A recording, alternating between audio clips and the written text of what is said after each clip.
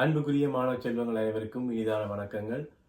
தொடர்ச்சியாக நாங்கள் சிறிய இலகுவான நுண்ணறை வினாக்கள் அவற்றுக்கான விளக்கங்களை தொடர்ச்சியாக பார்த்து கொண்டு இருக்கிறோம். அந்த வகையிலே இன்றைய காணொளியிலே திண்மங்கள் சார்ந்த ஒரு சிறிய விடயத்தை தெளிவுபடுத்த விரும்புகின்றேன். தரப்பட்ட உருளையானது புள்ளிக்கோடுகளின் வழியே வெட்டப்பட்டு துண்டுகளாக்கப்பட்ட பின்னர் கிடைக்கக்கூடிய வட்ட முகங்களின் எண்ணிக்கை, கிடைக்கக்கூடிய முகங்களுடைய எண்ணிக்கை என்று பார்க்கின்ற போது இந்த இடத்திலே 3 இடத்திலே வெட்டப்பட்டிருக்கின்றது. தரப்பட்ட உருளையானது 3 இடங்களில் வெட்டப்பட்டிருக்கின்றது. எனவே எங்களுக்கு தெரியும், எந்த ஒரு பொருளையும் நாங்கள் எத்தனை தடவைகள் வெட்டுகிறோமோ அதிலிருந்து ஒன்று கூடுதலாக எங்களுக்கு துண்டுகளாக கிடைக்கும். உதாரணமாக ஒரு நாடாவாக இருந்தால், ஒரே நீளத்திலே அந்த நாடாக இருந்தால் 5 தடவை வெட்டினால் 6 துண்டுகள் கிடைக்கும்.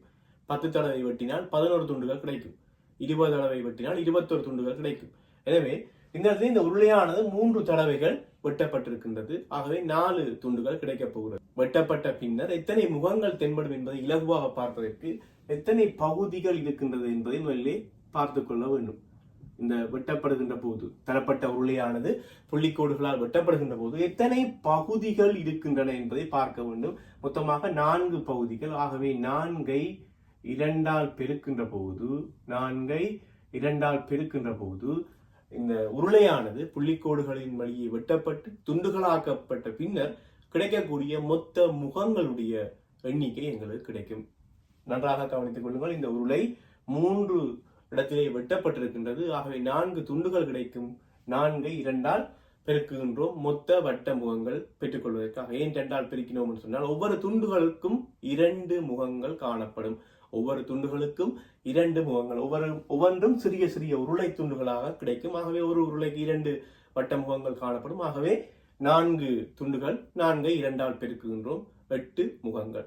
அடுத்து கீழே ஒரு கூம்பு தரப்பட்டிருக்கின்றது. நன்றாக கவனித்தோம். 2க்கும் ஒரு சிறிய வித்தியாசம். அதனால்தான் 2ஐயும் ஒரே படத்திலே தொடர்புபடுத்தினேன். உருளைக்கும் கூம்புக்கும் ஒரு சிறிய வித்தியாசம் தான். எனவே இந்த இடத்திலே கூம்பாக இருக்கின்ற போது அதே போல 3 தடவைகள் வெட்டப்பட்டிருக்கின்றது. அதே படத்திலே உருளையிலே பெறப்பட்ட போலவே இங்கும் 4 துண்டுகளே பெறப்படும். 4 துண்டுகளே பெறப்படும். ஆனால் இங்கு 8 முகங்கள் காணப்பட மாட்டாது. 8 முகங்கள் காணப்பட மாட்டாது. ஏனென்று சொன்னால், இதிலே முதலாவது துண்டாக காணக்கூடிய இந்த சிறிய பகுதி ஒரு சிறிய கூம்பாக இருக்கும். மேலே நான் வட்டமிட்டிருக்கின்ற இந்த சிறிய பகுதியானது சிறிய ஒரு கூம்பு வடிவத்திலே தான் இருக்கும். இதிலே ஆனால் கீழே இருக்கக்கூடியவை எல்லாம் உருளை வடிவத்திலே இருக்கும். ஒரு ஒழுங்கற்ற உருளையாக இருக்கும். 2 பகுதியிலேயும் வட்டமாக முகங்கள் இருக்கும். ஆனால் வேறுபட்ட அளவிலே வட்டங்கள் கிடைக்கும். இந்த கீழே இருக்கக்கூடிய ஒவ்வொரு துண்டுகளிலுமே வட்ட முகங்கள் தான் கிடைக்கும். ஆனால் ஒரு வட்டம் பெரிதாகவும் மற்ற வட்டம் சிறிதாகவும் இருக்கும். ஆனால் வட்ட முகங்கள் புறப்படும். இங்கு இந்த முதலாவது இலக்கமிட்ட சிறிய பகுதியானது ஒரு சிறிய உருளையாக காட்சியளிக்கும். ஒரு சிறிய உருளையாகவே காட்சியளிக்கும். எனவே இந்த இடத்துல ஒரே ஒரு முகம்தான் காணப்படும். இந்த இடத்துல இந்த கீழ்ப்பகுதி மாத்திரமே முகமாக காணப்பட போகிறது.